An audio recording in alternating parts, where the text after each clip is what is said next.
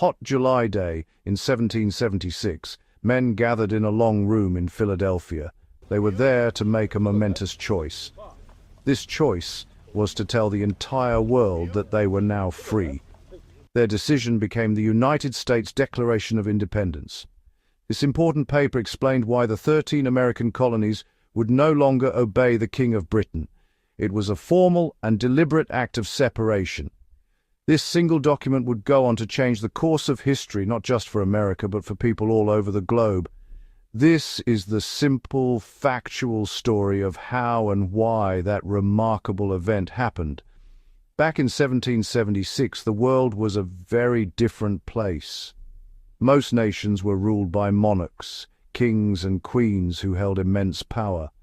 Great Britain was a global empire. It ruled 13 colonies along the eastern coast of North America. The King George III and his government in London made the laws for all these colonies. Many colonists had lived in America all their lives. Their parents and grandparents had built towns and communities, and were used to managing local affairs. Over several years, tension grew between distant rulers and the colonists. The growing trouble began with matters of money and authority. After costly wars, particularly the 7 Years' War, Britain was deeply in debt. London turned to the prosperous colonies, enforcing new taxes designed to draw revenue from America. One of the first, the Stamp Act of 1765, requiring many printed materials to use taxed stamped paper. It covered legal documents and newspapers. Then came the Townshend Acts, taxing imports like glass, lead, paint, and tea. Each act met protest and resistance. In 1773, the Tea Act granted a monopoly to the East India Company. That led to the Boston Tea Party. Tea dumped into Boston Harbor. Britain responded harshly with the coercive or intolerable acts, closing Boston's port and strengthening the royal governor while limiting town meetings.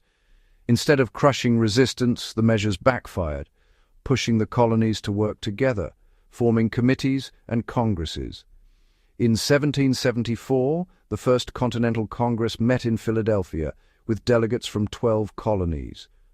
After armed clashes at Lexington and Concord in April 1705, calls for a complete break grew louder and more influential.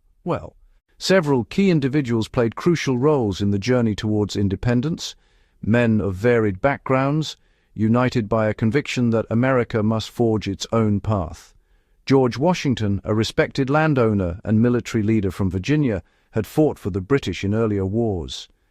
His steady leadership made him the natural choice to command the new Continental Army if words became war. His presence gave the cause stability and seriousness. From Massachusetts came John Adams, a brilliant, passionate lawyer, one of the earliest, most forceful advocates for independence. In Congress, he tirelessly urged a complete separation from Britain, convinced reconciliation was no longer possible. Thomas Jefferson, quiet and scholarly, was chosen for a different task, to draft the Declaration, drawing on elegant prose and deep political philosophy.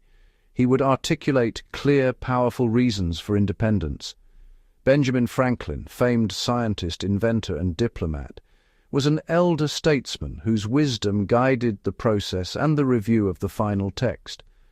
Across the Atlantic sat King George III, a dedicated ruler who believed in Parliament's authority and imperial integrity. He saw disobedient subjects refusing to pay their share for imperial protection, not petitioners for rights. His refusal to compromise closed the door on peaceful resolution. Yes. In the hot and humid summer of June 1776, the Second Continental Congress was in session in Philadelphia, then the colony's largest city and a central meeting point. Delegates from each colony, lawyers, merchants, and landowners, had been chosen to represent their regions. Their task was immense and dangerous: decide whether to declare full independence from Great Britain. It was a step from which there could be no turning back, a decision that would surely mean a long, bloody war. Many delegates were nervous. They knew the gravity. A declaration would be treason. If they failed, they could be captured and hanged. They risked property, fortunes, and lives. while worrying about the colony's future against the world's strongest military. Some still hoped for peaceful settlement, to mend ties and remain in the empire. On June 7th, Richard Henry Lee proposed, "These united colonies are, and of right ought to be, free and independent states." The issue was now unavoidable. Weeks of debate followed. They postponed the final vote to consult home colonies and draft a formal statement. A committee was appointed to explain their reasons, the Committee of Five: Adams, Franklin, Sherman, Livingston, and Jefferson. They outlined both grievances against the king and a broader philosophy of government. For his pen, clarity, and ideas, Jefferson was unanimously asked to write the first draft. Well, that's how it began. Section 5, Crafting the Words of Freedom. The Declaration takes shape.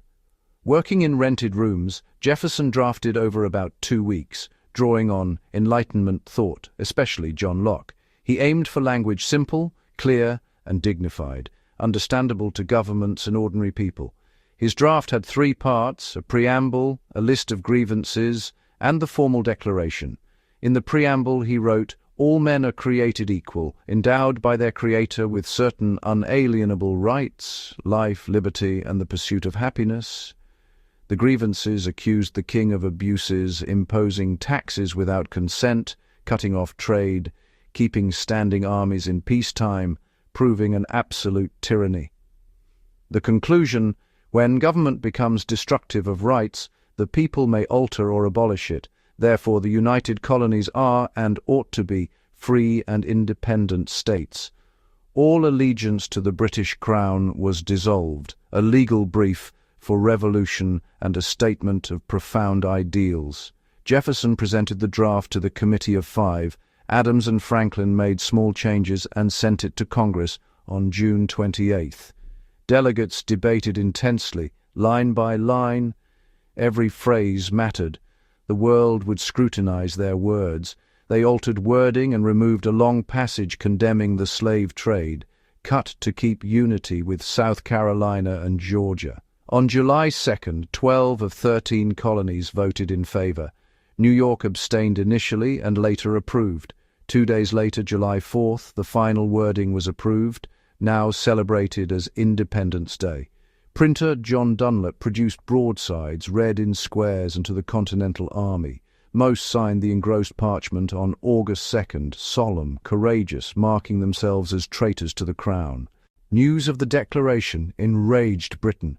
Crown and Parliament deemed it illegal and treacherous, ending hopes of peaceful settlement. Britain escalated, more troops and ships to crush the uprising and restore royal authority. Within the colonies, patriots found inspiration. Loyalists feared chaos and mob rule.